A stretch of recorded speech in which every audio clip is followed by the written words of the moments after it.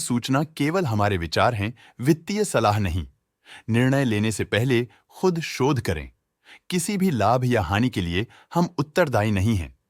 आज हम देख रहे हैं भारत फॉर्ज लिमिटेड के 2024-25 Q4 की standalone financial performance. Starting with the sales, पिछले क्वार्टर से सेल्स में 3% का इंक्रीज हुआ है, मगर कंपनी ने पिछले साल के मुकाबले मार्जिनल सेल्स डिक्लाइन रिपोर्ट किया, around -7%। Expenses 4% quarter on quarter increase हो गए हैं, जो साल भर के -7.5% के डिक्लाइन के साथ अलाइन करता है। क्वार्टरली सेल्स के कंपैरिजन में एक्सपेंसेस इंक्रीज होना दिखाता है कंपनी ने एक्सपेंसेस मैनेज करने के लिए स्ट्रगल किया।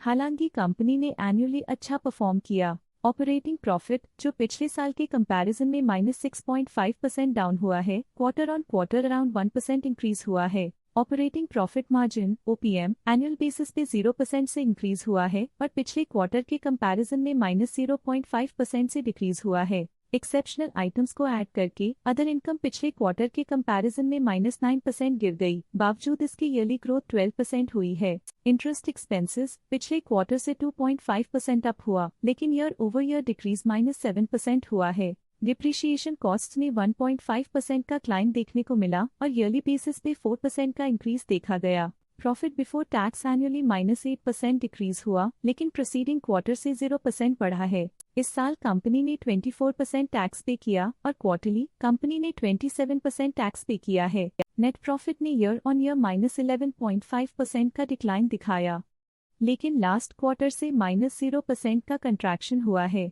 इस क्वार्टर के दौरान कंपनी का परफॉर्मेंस इतना अच्छा नहीं रहा।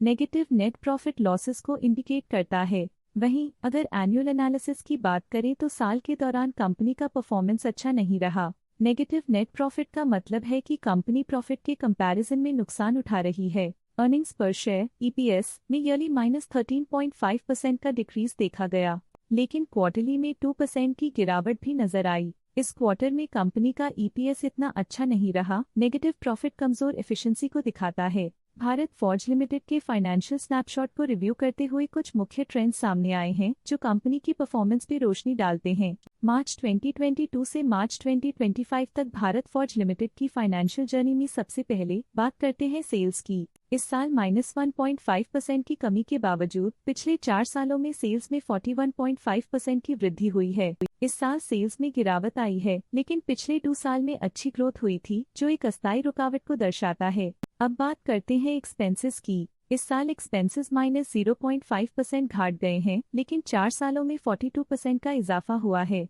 इस साल हालांकि एक्सपेंसेस सेल्स से थोड़ा ज्यादा बढ़े हैं, मगर ग्रोथ रेट्स का करीब होना स्टेडी ऑपरेशनल कॉस्ट को दर्शाता है। इस साल ऑपरेटिंग प्रॉफिट -4% कम हुआ, लेकिन पिछले 4 सालों में 39% का इजाफा हुआ है। इस साल ऑपरेटिंग प्रॉफिट में कमी आई है, लेकिन पिछले 2 साल की वृद्धि रेजिलियंस को दर्शाता है, जो एक अस्थायी मार्केट को संकेत करता है। इस साल नेट प्रॉफिट में -7% की गिरावट हुई, लेकिन पिछले 4 सालों में 22.5% की बढ़ोतरी हुई है, जो कंपनी की मजबूती दिखाता है। इस साल EPS में -8% की कमी के बावजूद लंबी अवधि में देखा जाए तो 21.5% की मजबूत वृद्धि हुई है। चलिए अब बात करते हैं शेयर होल्डिंग पैटर्न की। भारत फॉर्ज की शेयर होल्डिंग रिपोर्ट्स कुछ इस प्रकार की हैं, जो अननोन 2025 के तक चलता है। ये रिपोर्ट कंपनी के शेयर्स की डिटेल्ड जानकारी देता है, जिसमें promoters, promoter groups, foreign investors, public investors और सरकारी एंटिटीज शामिल हैं।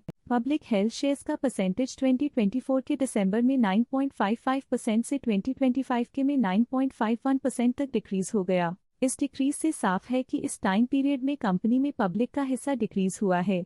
जब कंपनी के शेयर्स का अधिकतम हिस्सा प्रमोटर्स, FII, DII या गवर्नमेंट के पास होता है, तब ये माना जाता है कि कंपनी मजबूत हाथों में है, जो स्थिरता और मजबूत समर्थन को दर्शाता है और इस मार्केट की स्थिरता बनी रहती है। DII डोमेस्टिक इंस्टीट्यूशनल इन्वेस्टर्स ने अपना शेयर होल्डिंग दिसंबर 2024 में 28.5% से 2025 में 30.35% तक इंक्रीज किया।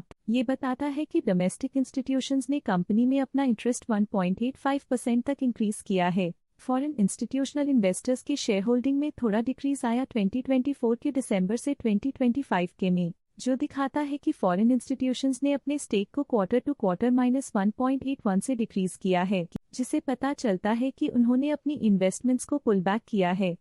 ये था कंपनी का करंट शेयर होल्डिंग पैटर्न। अब नजर डालते हैं भारत फॉर्ज के स्टॉक रिकमेंडेशन पे। डॉट स्टॉक का करंट प्राइस 1315.6 रुपीस चल रहा है। प्रभुदास लिल्लाधर ने स्टॉक की होल्ड रिकमेंडेशन दी थी। उन्होंने स्टॉक का टारगेट प्राइस 1050 का अनुमान लगाया था। रिकमेंडेशन के समय स्टॉक का प्राइस 1105.55 चल रहा था, जो करंट प्राइस से -2.4% डाउन है। मोतीलाल ओसवाल ने स्टॉक की होल्ड रिकमेंडेशन दी थी। उन्होंने स्टॉक का टारगेट प्राइस 1470 का अनुमान लगाया था। रिकमेंडेशन के समय स्टॉक का प्राइस 1583.1 चल रहा था, जो करंट प्राइस से 8.9% अप है। आज के लिए फाइनेंशियल सेक्टर में इतना ही। देखने के लिए धन्यवाद। स्टॉक लेटेस्ट न्यूज अपडेट के लिए चैनल को सब्सक्राइब करें और वीडियो को लाइक एंड शेयर करें।